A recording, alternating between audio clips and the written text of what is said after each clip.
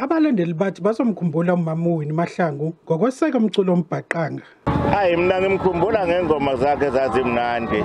Njengengoma zoSanamnguni, zikaSanamnguni namoHotela Queens njalo njalo. Wayidlala lezi ngoma lezi sasithanda nje. Kanti bazophinde bamkhumbule njengomuntu obenozwelo. Khumbula kahle yilolu hlelo lantambama usengikukhohliwe ukuthi lwathini kodwa nje lona ngimkhumbula kakhulu ngalo naseyitorini ikakhulukazi eyitorini nje wayedlala kahle kamazi ibhlungu bazizekushonile. uMam'u Mahlangu waqala ukuba ngumsakazi eRadio Bantu ngo-1962 engumsakazi wokuqala wesifazane kuleli. Kwathi SABC iqala uhlelo lokuvula amahhovisi omsakazo esifundazweni kwaba nguye kuphela wesifazane uMam'u Mahlangu owahanjiswa eThekwini.